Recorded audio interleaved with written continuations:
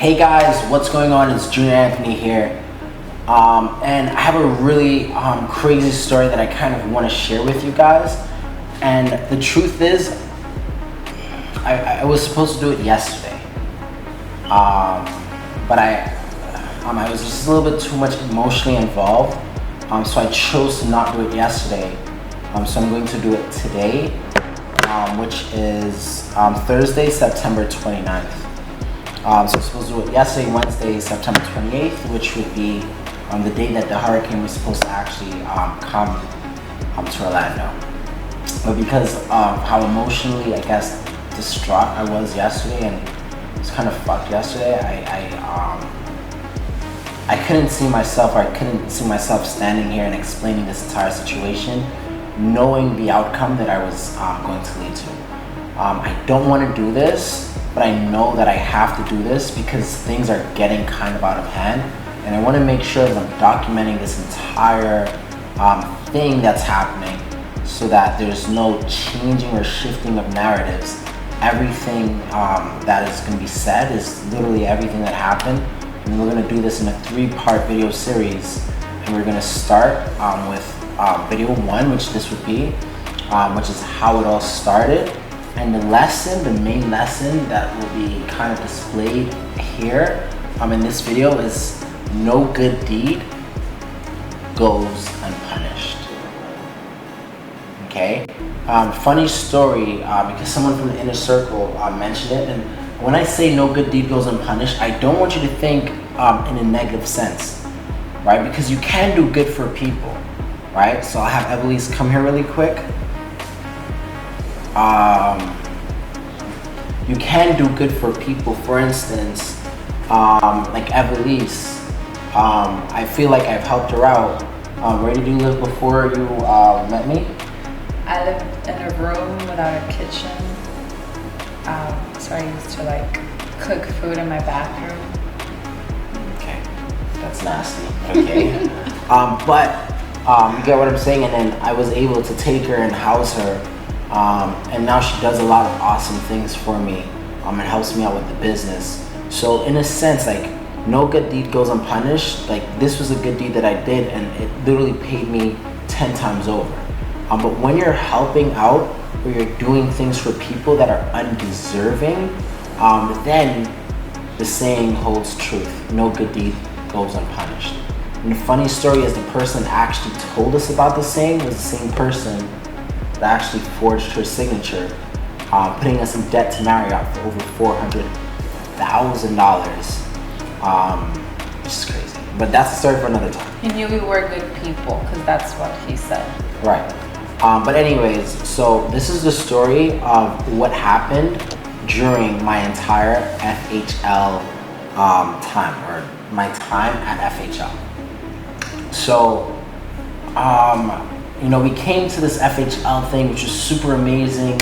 I got to see like my little idol, Russell Brunson and Todd. They're so amazing. Like, I'm like totally fangirling over them. But I was able to, like, you know, see them again and go out, be a part of their inner circle again. I was even invited up on stage. Thank you, Garrett White. So like, I had an amazing experience at this year's Funnel Hacking Live event. But got to see all my friends that I've been able to accumulate within the ClickFunnels community. Exciting time. And during my time there, on the second day of being there, I was up at the lobby or the Orlando World Resort Hotel.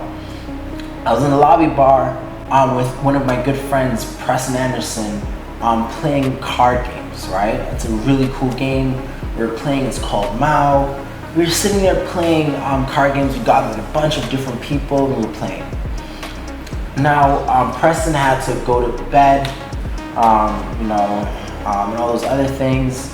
So that we ended up going and gathering a few other people. And this guy that we're gonna name, JMD, he was one of the people that we actually got to sit on the table and play this card game with. Now, the game was great. The game was always fun. It's really an amazing game. And once the game was finished, we started talking about things such as sales, and marketing and stuff like that. And once he got to talking to me about those things, which was super cool because I love hearing perspective, he mentioned things such as being a 2 Comma Club X award winner, meaning that you made $10 million within ClickFunnels. He also told me that he was a part of the OG Inner Circle with Russell Brunson. Come to find out that some of those things weren't actually true once I started asking the right people and asking the right questions. So while he was just talking to me, I'm just soaking in the knowledge. And all of a sudden, an officer comes behind us, pretty much in front of him, kind of behind to the side of me, and then calls JMD by name, which of course he then gets up, goes to the officer turns him around and gives him handcuffs, puts him in handcuffs, and escorts him out of the building. And of course, I yell, I'm like, hey officer, what's going on? Like, I'm having a really cool conversation. What is the issue? And of course, the officer can't really say that much in the time. He just said that he had a warrant, someone called for a warrant to pick him up, so they had to take him. So we then followed him outside, of which, not only following him outside, we were able to then speak to the officer more, get some information.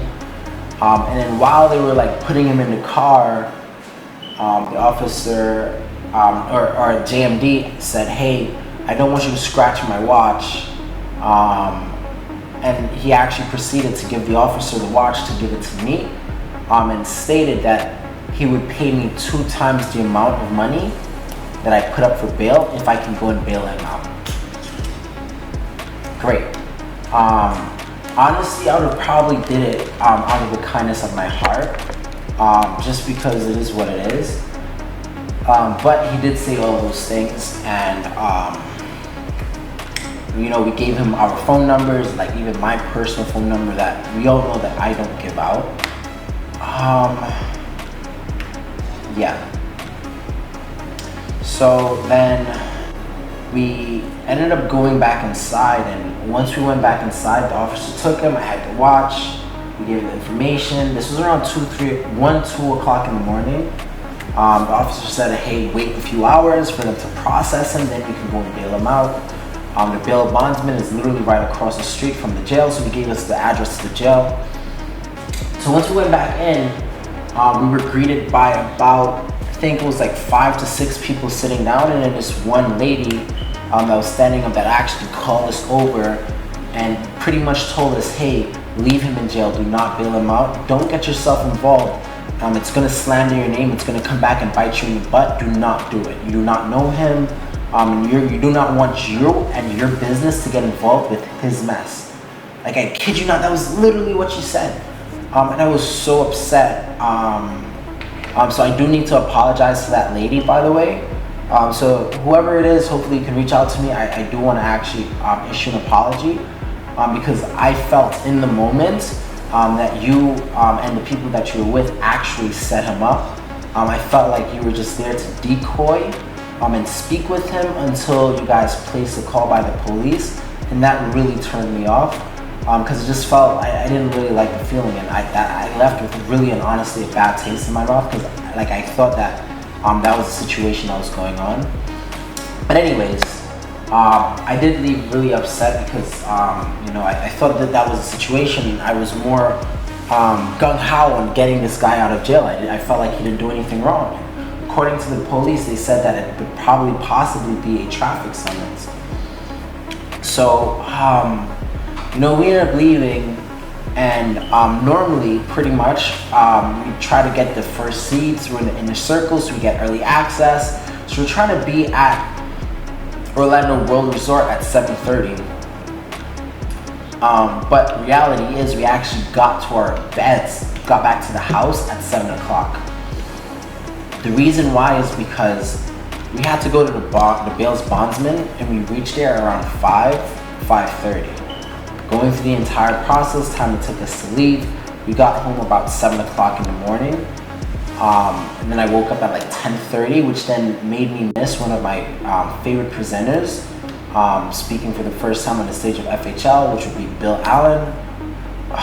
really regretful of that. In fact, I actually got the recaps of Funnel Hacking Live so I can just watch his presentation, rewatch that. But anyways, so we bailed him out, we gave him our information, and we paid about $4,400 because he was a flight risk and all those other things and the other charges that he had on him. So